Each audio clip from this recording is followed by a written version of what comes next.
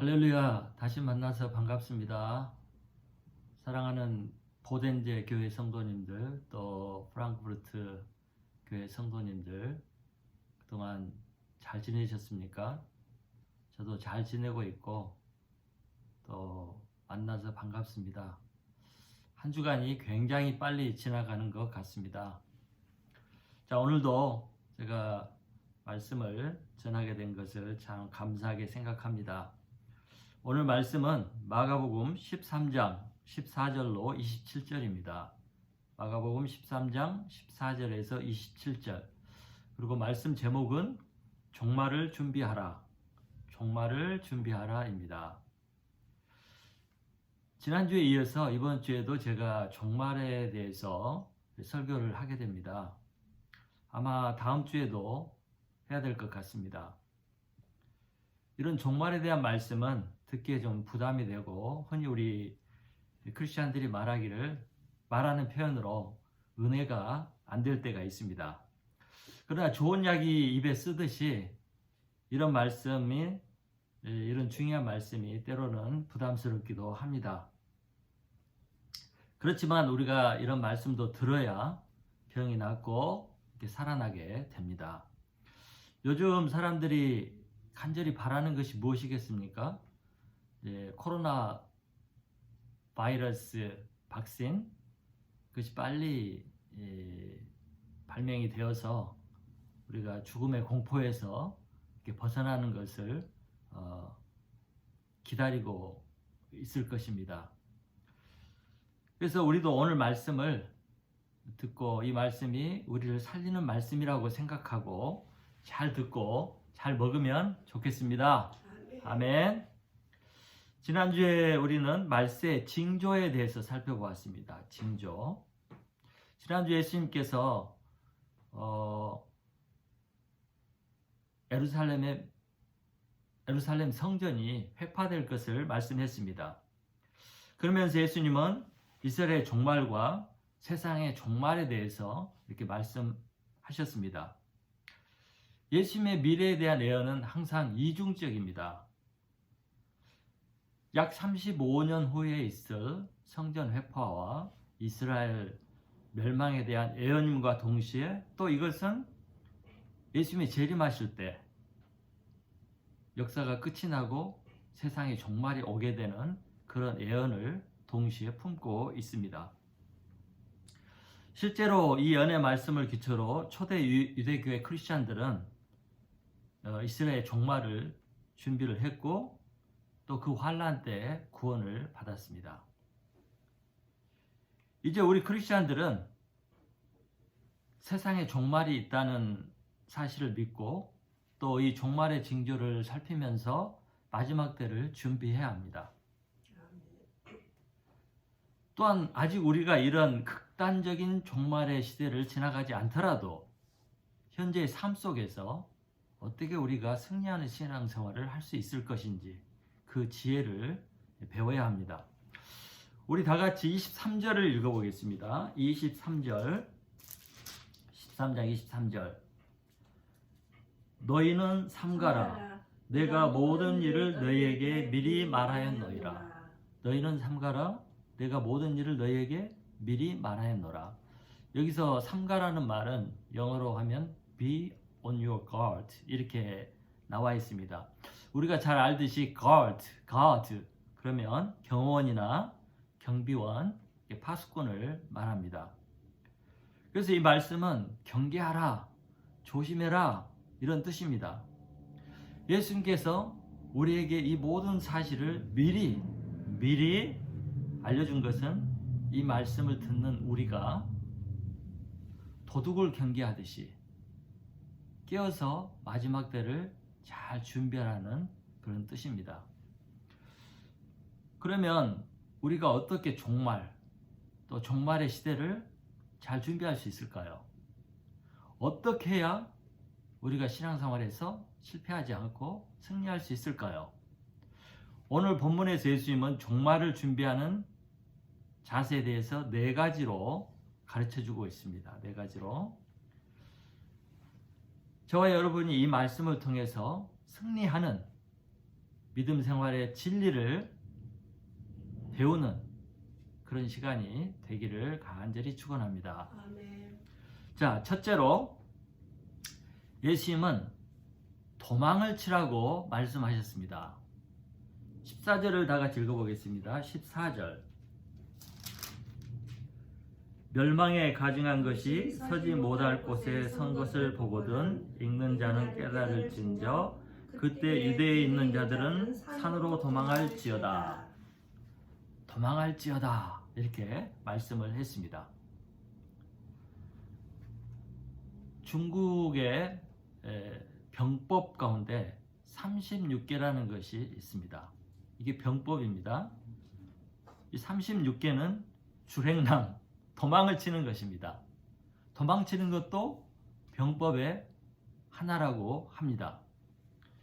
이 병법이 사는 방법이고 또 자신을 보호하고 살리는 방법입니다.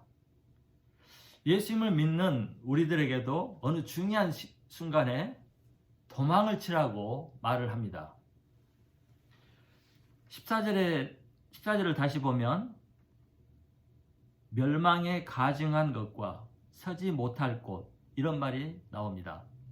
여기서 서지 못할 곳은 성전을 말하고 멸망에 가증한 것은 성전에 들어가거나 성전에 받쳐질 수 없는 물건을 말합니다.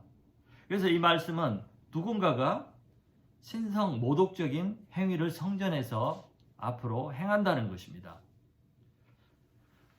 과거 그리스 제국 시대에 안티오커스 에피파네스라는 사람이 이스라엘을 정복하고 이스라엘 성전에 돼지를 제물로 바쳤습니다. 또다시 이런 일이 이스라엘 성전에서 행하여질 것이고 이때가 종말이므로 도망을 치라는 것입니다. 누가복음 21장 20절, 누가복음 21장 20절에는 조금 더 자세하게 나옵니다. 너희가 예루살렘이 군대에게 에워싸이는 것을 보거든 그 멸망이 가까운 줄로 알라. 그때 유대에 있는 자들은 산으로 도망할 것이며 라고 예수님이 말씀하였습니다. 어떤 군대가 예루살렘을 포위하는 사건이 일어나면 이때가 종말의 때이니 산으로 도망치라는 것입니다. 실제로 그런 일이 있었습니다. AD 66년, 서기 66년에 있었던 일입니다. 유대인들이 로마에 항거하여 대대적인 폭동을 일으켰습니다. 그때 시리아 지역의 로마 총독이었던 세스티어스는 3만 명의 군대를 데리고 예루살렘을 포위했습니다. 그런데 갑자기 특별한 이유도 없이 포위를 풀고 철수를 했다고 합니다. 게다가 철수하던 로마 군인들이 약 5,500명이 죽었다고 합니다. 그런데 이 난리통에 유대인 크리스찬들은 예수님이 30년쯤 전에 했던 말씀, 오늘 말씀을 기억하였습니다. 그래서 유대 지역에 거하는 크리스찬들이 대부분 산으로 도망을 쳤다고 합니다. 이후에 로마 장군 티토스가 이끈 로마 군대가 다시 쳐들어오고 예루살렘은 포위가 되었습니다. 그리고 AD 70년에 성전은 완전히 회파되고 이스라엘은 멸망하게 되었습니다. 1세기에 있었던 유대인 역사학자 요세푸스에 의하면 이때 110만 명의 유대인들이 죽었습니다. 110만 명. 어마어마하죠? 그리고 9만 7천 명 이상이 포로로 잡혀갔다고 합니다. 그런데 도망치라는 예수님의 말씀을 기억하고 갈릴리 주변 펠라라는 곳으로 도망을 갔던 유대인 크리스찬들은 이 살육을 피하고 다 살았다고 합니다. 예수님이 재림하실 그때에도 이런 일이 생긴다는 것입니다. 적그리스도가 나타나서 예수님과 기독교를 모독하고 성도들을 죽이려 할 때 도망치라는 것입니다. 때로 우리는 적과 대항도 하고 목숨을 걸고 싸워야 할 때도 있습니다. 그러나 도망을 쳐야 할 때도 있습니다. 도망을 치는 것이 비겁해 보일 수도 있지만 그것이 옳은 방법, 옳은 선택일 수도 있습니다. 현재 우리 크리스찬에게도 도망쳐야 할 경우가 종종 있습니다. 사도행전 14장에 보면 바울과 바나바가 1차 전도여행 때 이고니온에서 전도를 열심히 했습니다. 그 결과 수많은 유대인들과 헬라인들이 복음을 믿게 되었습니다. 그런데 악한 유대인들이 시기해서 바울과 바나바를 돌로 치려고 돌을 들고 달려들었습니다. 그래서 이들은 뺑소니를 쳤습니다. 잘한 것이죠. 또 창세기에 보면 청년 요셉이 보디발이라는 사람의 집에서 종살이를 하고 있었습니다. 그런데 어느 날 주인 마님이 아주 잘생긴 요셉을 유혹을 했습니다. 그때 요셉은 거부하는 정도가 아니라 도망을 쳤습니다. 우리 종교 교역자인 루터나 칼빈도 굉장히 어려운 일을 많이 당했습니다. 그들이 그 당시 가톨릭 세력에 대항도 하였지만 때로는 도망을 치고 숨기도 하였습니다. 신약 성경에는 피하라, 도망을 치라 이런 말씀들이 이곳저곳에 있습니다. 나쁜 친구를 피하라, 멀리하라. 또 나쁜 행실이나 나쁜 자리를 피하라. 또 나쁜 것을 피하라. 다툼의 자리를 피하라. 세상 것을 멀리하라. 이런 말들이 이곳저곳에서 나옵니다. 그래서 우리는 이런 것들을 이기려 하기보다는 때로는 피하는 것이 훨씬 낫습니다. 도망치는 것이 훨씬 낫습니다. 우리가 가끔 어리석인 기도를 할 때가 있습니다. 나쁜 자리, 안 좋은 자리, 흉보는 자리, 또 위험한 자리에 앉아서 하나님 이기게 해주시옵소서 이렇게 기도하는 것은 미련한 방법입니다. 술집에 가서 술을 안 먹게 해주십시오. 도박장에 가서 도박을 안 하게 해주십시오. 이렇게 하는 것은 웃기는 일입니다. 나를 더럽게 하거나 악하게 만들거나 악감정을 품게 하는 자리가 있다면 빨리 떠나고 피하는 것이, 도망을 치는 것이 최선의 방법입니다. 그냥 무식하게 버티다가 죽는 것보다 때로는 상황을 판단하고 빨리 자리를 피하는 것이 지혜로운 것입니다. 그래서 신앙생활을 잘하는 방법 중에 하나가 잘 피하는 것입니다. 우리는 세상에 살지만 세상에 물들지 않도록, 또 세상에 취해 살지 않도록 늘 세상과 거리를 두고 살아야 합니다. 여러분이 지금 떠나야 하고 도망쳐야 할 것은 무엇인가 이렇게 잘 생각해 보시면 좋겠습니다. 그것이 바로 마지막 때를 사는 우리 크리스찬들의 사는 방법입니다. 아멘. 자, 두 번째 예수님이 말씀하십니다. 15절에서 17절을 보십시오. 15절에서 17절을 보시기 바랍니다. 지붕 위에 있는 자는 내려가지도 말고 집에 있는 못을 가지러 들어가지도 말며 밭에 있는 자는 겉옷을 가지러 뒤로 돌이키지 말지어다. 둘째 예수님이 말씀하신 두 번째 방법은 미련을 버려야 한다는 것입니다. 그래서 미련을 버려야 합니다.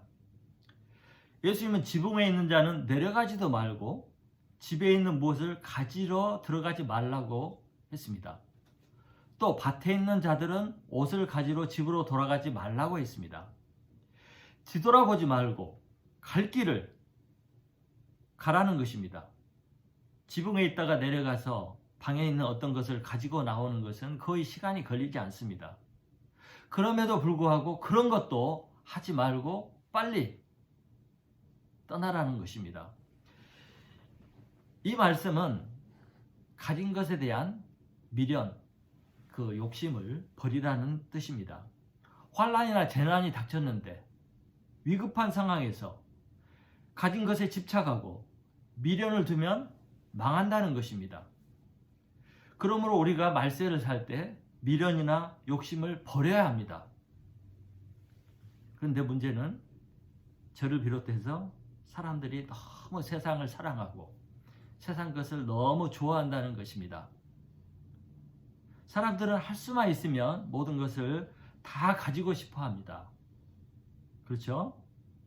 그래서 할 수 있는 능력만 있으면 원하는 것을 다 사고 또 소유를 늘려갑니다. 사람들은 자기 집을 갖는 것을 정말 원합니다. 그래서 자기 집을 소유하면 그 집에 맞는 또 가구를 갖기 원합니다. 그리고 가구를 장만하면 또 그 가구에 넣고 장식할 물건을 또 사고 싶어 합니다. 우리 인간의 소유욕은 끝이 없습니다. 정말 밑 빠진 독과 같습니다. 그런데 우리가 소유한 바로 이런 것들이 우리가 위기에 처했을 때, 또 우리가 도망을 쳐야 할 때, 또 구원을 받아야 하는데 장애가 된다는 것입니다.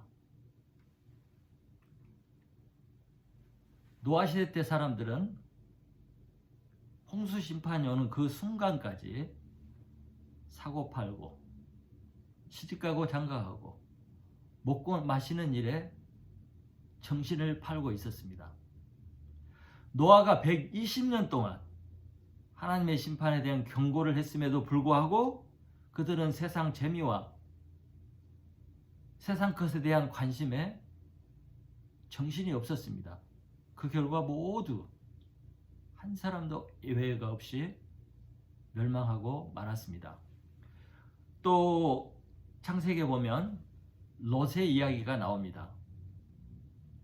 롯과 그 부인은 천사들로부터 소돔과 고모라가 하나님의 심판을 받고 이 두 도시가 유황불로 곧 다 없어질 것이라고 경고를 했습니다. 천사는 롯과 그 가족들에게 속히 떠나라고 그들을 재촉했습니다. 그런데도 불구하고 롯은 가진 집과 재산 때문에 자꾸 미적거렸습니다. 보다 못한 천사가 이들의 손을 잡아서 억지로 끌어내었습니다. 또 뒤를 돌아보지 말라는 천사의 경고에도 불구하고 롯의 아내는 미련 때문에 뒤를 돌아보다가 소금 기둥이 되고 말았습니다. 안타깝습니다. 지난 2월에 제가 프랑크푸르트에 있었습니다. 독일. 그때 한국으로 귀국하는 여자 집사님 한 분과 아이들 둘이 있었습니다. 제가 이들을 데리고 프랑크푸르트 공항 터미널에 갔습니다. 그런데 짐 때문에 이들이 비행기를 못 탈 뻔했습니다. 너무나 짐이 많아서 가방 하나를 가지고 갈 수 없는 상황이 되었습니다. 방법이 없었습니다. 그런데 이 여자 집사님은 그것을 포기하지를 못했습니다. 그 미련 때문에 두고 가야 한다는 그 미련 때문에 이러지도 못하고 저러지도 못하고 자꾸 망설이면서 시간만 보내고 있었습니다. 그래서 제가 그분에게 그랬습니다. 집사님, 비행기 탈 거예요? 안 탈 거예요? 이거 포기하지 않으면 비행기 못 탑니다. 이렇게 강하게 푸시를 했습니다. 제 강한 푸시 때문에 할 수 없이 가방 하나를 포기하고 비행기를 탈 수 있었습니다. 정말 포기하지 않고 미련 때문에 비행기를 못 탈 뻔했습니다. 그런데 그렇게 했던 제가 얼마나 미웠는지 한국으로 간 뒤에 아직까지 아무 인사가 없습니다. 사람은 이렇게 작은 것 하나에도 미련을 갖습니다. 포기를 못합니다. 사람이 그렇습니다. 실제로 수많은 사람들이 이런 세상 것에 대한 미련 때문에 구원을 얻지 못한다는 것입니다. 그런데 비행기는 놓쳐도 다음 비행기는 탈 수 있습니다. 그러나 마지막 날 타야 할 구원 열차는 다시 오지 않습니다. 그래서 예수님은 무엇을 가지러 가지 말라고 합니다. 뒤돌아보지 말라고 합니다. 세상 소망과 세상 것에 미련을 두지 말라고 하는 것입니다. 아멘. 아멘. 여러분, 우리가 신앙생활을 할 때 가장 무서운 적은 주위의 핍박이나 어려운 환경이 아닙니다. 오히려 크리스찬들은 핍박이나 어려운 환경을 맞이하면 더 강하게 됩니다. 더 굳센 믿음이 갖게 됩니다. 정말 우리를 실족시키는 것은, 정말 우리에게 위험한 것은 세상에 대한 미련과 가진 것에 대한 욕심입니다. 세상에 대한 사랑, 재물에 대한 사랑입니다. 그래서 세상에서 가진 것이 많은 사람은 죽을 때도 아쉬워서 편히 눈을 못 감는다고 합니다. 많이 가질수록 미련이 많습니다. 저도 제 신앙생활을 뒤돌아보면 부자가 되고 싶고 많이 갖고 잘 살고 싶은 생각을 가질 때마다 제가 시험에 들고 신앙에서 멀어졌던 것을 기억합니다. 가진 것 때문에 천국을 포기하는 사람, 가진 것 때문에 천국을 바라보지 못하는 사람, 가진 것 때문에 천국을 준비하지 않는 사람이 세상에는 참 많습니다. 세상은 우리의 사랑의 대상이 아닙니다. 세상은 우리를 멸망해서 구원해 주지도 못합니다. 세상 것은 우리를 비참하게 하고 우리를 낙심하게 만들 것입니다. 세상은 마지막 순간 우리를 배반합니다. 우리를 버립니다. 그래서 우리는 세상 어떤 것에도 미련을 두거나 의지를 해서는 안 됩니다. 여러분, 이제는 세상보다도 더 좋은 것, 세상 것보다 더 좋은 것이 많은 천국을 소망하시며 사시기 바랍니다. 아멘. 천국의 보화를 쌓으시기 바랍니다. 아멘. 하나님 나라와 복음 사역을 위해서 투자하시기 바랍니다. 아멘. 그러면 우리의 세상을 향한 우리의 미련이 점점 없어지고 천국에 대한 소망은 점점 커지게 됩니다. 우리 마음이 우리의 재물이 있는 곳, 곧 천국에 있게 됩니다. 영원한 것, 영원한 삶의 소망을 두고 사는 사람, 이것이 지혜로운 사람이고 이것이 준비된 사람입니다.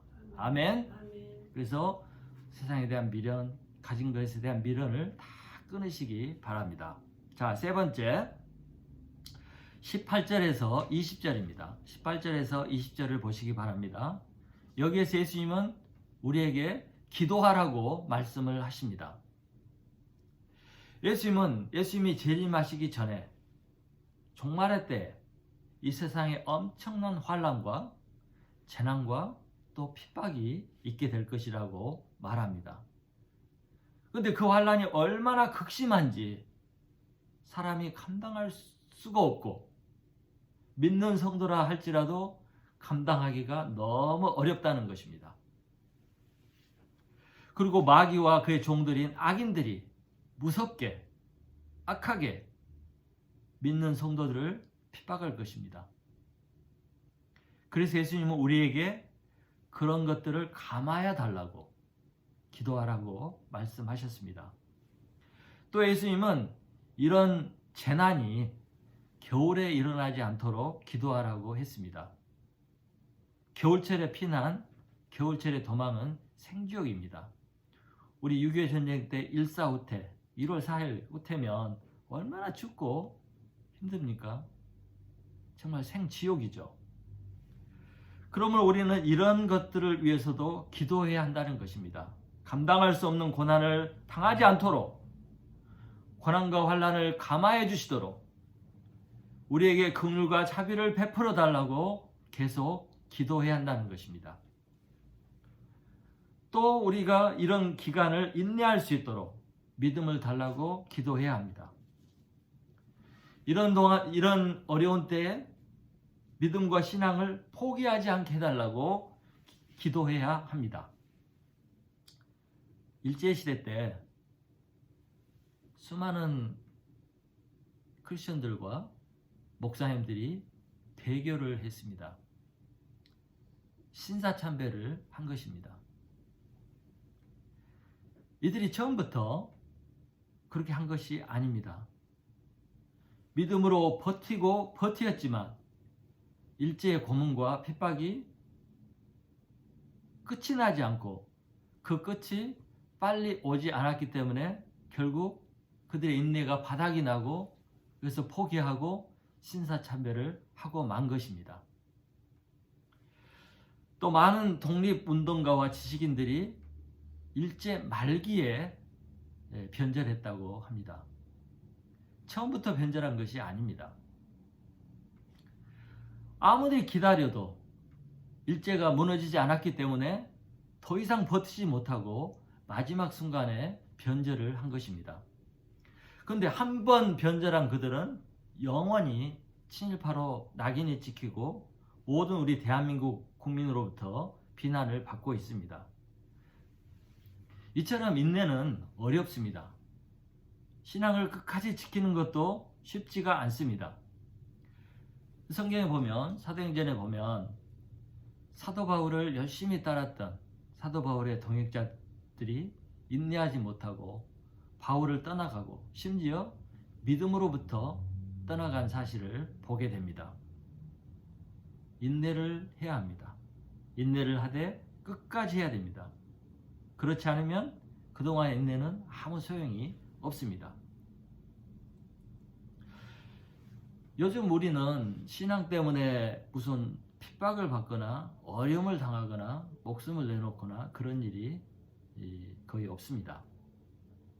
특히 우리 북미나 한국이나 유럽에서는 이런 것들이 전혀 없거나 또 없는 거나 다름이 없습니다. 우리는 초대교회 성도들이나 또 각 나라의 기독교 개척시대의 성도들처럼 어려운 환경에서 신앙생활을 하고 있지 않습니다. 그런데 너무나 좋은 환경도 또 너무나 편안하고 좋은 세상에 사는 것도 오히려 우리에게 시험이 됩니다.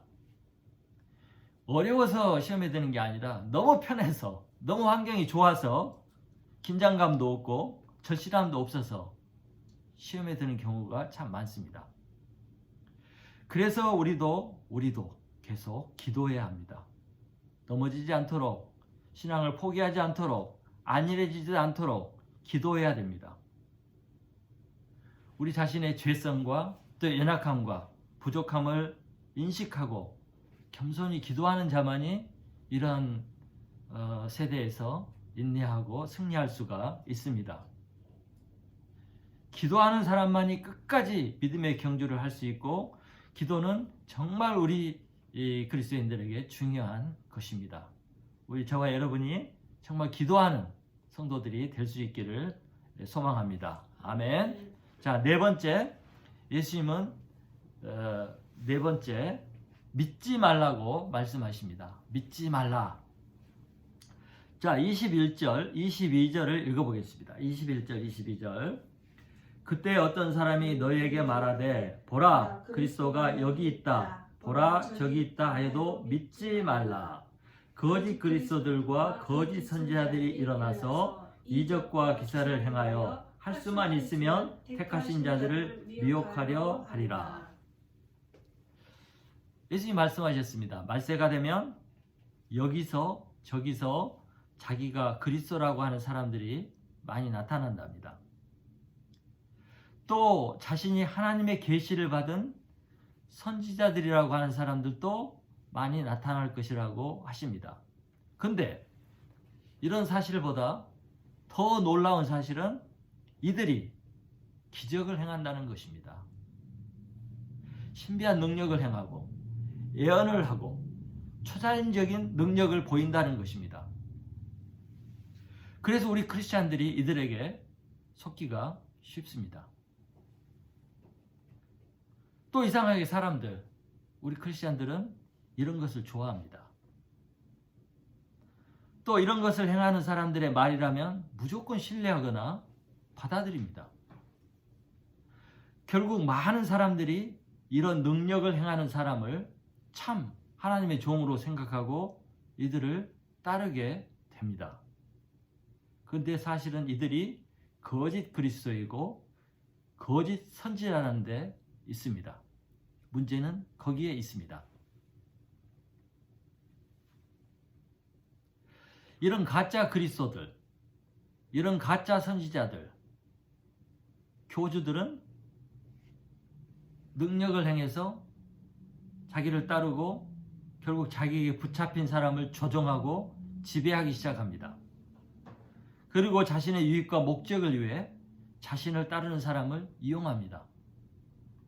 지금 이렇게 자신의 유익을 위해서 자기를 따르는 사람을 조종하고 미혹하고 잘못된 것으로 이끄는 가짜 지도자들이 많이 있습니다. 그런데 이것이 이단에게만 있는 것이 아니라 기독교 안에도 있습니다. 예수님은 이런 사람을 조심하라고 하십니다. 믿지 말라고 하십니다. 21절에서 예수님은 이런 사람을 아예 믿지도 말라고 이렇게 말씀하셨습니다. 이것은 잘 분별하라는 것입니다. 말세가 될수록 또 말세에 사는 그리스도인들은 정말 분별력이 필요합니다. 정말 조심하지 않으면 우리 스스로 속아서 자신이 자신을 멸망으로 인도하는 그런 어리석은 짓을 행할 수도 있습니다. 그러면 우리는 도대체 무엇을 믿어야 합니까? 우리가 어떻게 거짓된 사람을 분별할 수 있습니까? 그것은 하나님의 말씀 위에 굳게 서는 것입니다. 하나님의 말씀을 많이 알아야 되고 하나님의 말씀을 정확하게 알아야 됩니다. 자기 복음을 가지고 자기 생각대로 신앙생활을 하면 절대 안 됩니다. 또 말씀을 떠난 어떤 기적이나 은사나 능력이나 예언이나 꿈이나 환상 등등 이런 것에 현혹되어서는 안 됩니다. 또 이런 것으로 성도를 잡으려 하고 이런 것으로 자신의 말을 믿도록 하고 이런 것으로 성도들을 이끌려 하는 사람, 그런 목사들, 그런 지도자들을 조심하라는 것입니다. 아주 대단히 위험합니다. 제가 사는 이곳 몬트리올에도 계시를 받아가지고 새 성경이라고 쓴 그 사람을 따르는 사람들이 있습니다. 또 말씀보다 자신이 체험한 환상과 또 이상을 더 신뢰하다가 교회를 떠나 방황하는 사람들이 있습니다. 말세에는 이런 자들이 많이 나타난다고 합니다. 또 사탄이 이런 이들에게 능력을 줄 것입니다. 그래서 우리가 믿을 것은 영원히 변하지 않는 하나님의 말씀입니다. 아멘. 말세가 가까워질수록 우리는 더욱더 말씀을 굳게 붙잡고 말씀의 뿌리를 내리는 신앙생활을 해야 합니다. 아멘. 말씀에 바로 서서 말씀을 잘 알 때 거짓 영을 가진 사람, 거짓 가르침을 가르치는 사람을 분별할 수가 있습니다. 아멘. 여러분, 말씀을 가르치기보다 신비한 것을 많이 가르치는 그런 사람을 믿지 마시기 바랍니다. 아멘. 오직 말씀을 믿으시기를 간절히 축원합니다. 아멘. 자, 결론입니다. 24절부터 27절을 눈으로 보시기 바랍니다. 24절에서 27절. 24절에서 27절을 보시면 종말이 어떻게 임하는지, 또 마지막 그때 무슨 일이 일어나는지 예수님이 직접 말씀해 주셨습니다. 종말은 예수님이 재림하심으로 일어납니다. 그래서 이 말씀은 예수님이 어떻게 이 땅에 재림하시는지 그 상황과 모습을 얘기해 주고 있습니다. 여러분, 예수님이 이 땅에 처음 오셨을 때, 초림이라고 그러죠. 초림. 처음 오셨을 때 예수님은 연약한 인간의 모습으로 오셨습니다. 가난한 요셉과 마리아의 아들로 육체를 입고 오셨습니다. 조용히 그리고 아주 초라하게 겸손하게 오셨습니다. 그때 아무도 그를 주목하지 않았고 아무도 알아주지 않았습니다. 예수님은 우리 인간을 섬기기 위해서 종의 모습으로 오셔서 종처럼 사셨습니다. 또 예수님은 인간을 구원하시기 위해 희생양으로 십자가를 지고 피 흘리며 비참하게 죽임을 당하셨습니다. 이를 통해 예수님은 인류의 모든 죄와 저주를 청산하고 심판해서 우리 인간을 구원하셨습니다. 아멘. 그럼에도 불구하고 이런 모습 때문에 많은 사람들이 예수님을 단순히 인간, 성인, 훌륭한 사람으로만 인식을 하고 오해하는 사람들이 있습니다. 그러나 다시 오시는 예수님은 전혀 다른 모습으로 오시게 됩니다. 아멘. 다시 오실 예수님은 우주의 왕으로 오십니다. 아멘. 오늘 말씀을 보면 이 예수님이 오실 때 우주 전체가 흔들리게 됩니다. 해와 달이 빛을 잃고 별들이 하늘에서 떨어집니다. 이때 예수님은 하늘과 땅의 모든 권세를 가지고 능력을 가지고 구름을 타고 모든 세상 사람들이 볼 수 있도록 하늘에서 임한다고 하셨습니다. 아멘. 또 예수님은 천군 천사를 거느리고 찬란하고 영광스러운 모습으로 임하게 된다고 하셨습니다. 아멘. 이것이 예수님의 진짜 모습입니다. 아멘. 이때는 처음 오실 때와 달리 모든 세상 사람들이 볼 수 있게 임한다고 하였습니다. 그래서 이 예수님을 보는 모든 사람들이 놀라서 무서워서 떨게 될 것입니다. 그의 영광스럽고 찬란한 모습에 죄인들은 쳐다보지도 못하게 될 것입니다. 예수님은 왕 중의 왕, 주의 주, 영광의 하나님으로 다시 오시게 됩니다. 아멘. 종말은 이렇게 예수님이 오심으로 임하게 됩니다. 아멘. 그러면 이렇게 예수님이 오실 때 우리 믿는 사람들에게는 무슨 일이 일어납니까? 27절을 보십시오.